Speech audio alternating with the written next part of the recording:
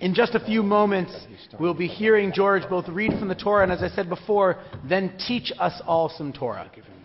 So I won't do any spoiler alerts for what George is about to teach. But the portion that we're in is actually so full of different messages and morals that I thought we'd take a moment to point out a different one. This week's Torah portion is Toldot, a classic story of two twins who are very, very different. And in fact, they're so different and they come up against each other so often that not only does our story begin with the mother Rebecca finding out that she has twins, but often after that, we don't hear so much about the parents. Even though they're in the story, we often hear Jacob and Esau. And so today, I want to focus on Rebecca for a second. The first line of the text that Rebecca speaks, you see she's got twins in her, and they're wrestling around and they're fighting and there's conflict and it hurts. And Rebecca's words are, "Why do I exist?" Now, if nothing else at that moment, she has two babies inside of her. There's somewhat of a reason, even if other things aren't going all right, that she knows somewhat of why she exists. And so I point that out because what the text shows is that Rebecca actually says something rather troubling. It's not such a basic question. Rebecca, while pregnant, asks why she exists.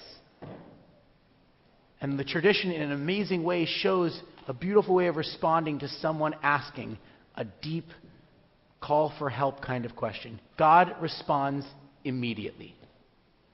God doesn't wait for another sentence to be uttered from Rebecca. God responds immediately with reason, with purpose, with something that will bring her self-worth to where it belongs.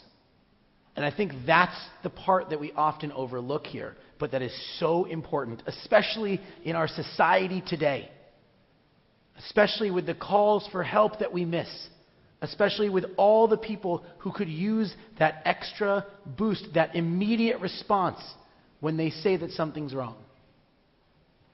And I think that's something that, becoming an adult, we realize in a really real way, that part of being an adult is being there for others. And when they call out for that help, that we stand up and that we do it. So this morning, today, as George,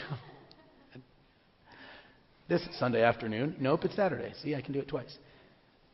When you share your words of Torah, I want us to all remember that that's another piece of being an adult.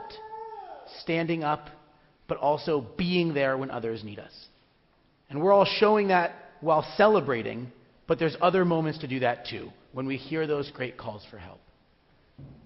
And so I hope that this Shabbat message is received, this idea that we always be hearing for others in their need. And with that, I say Shabbat Shalom.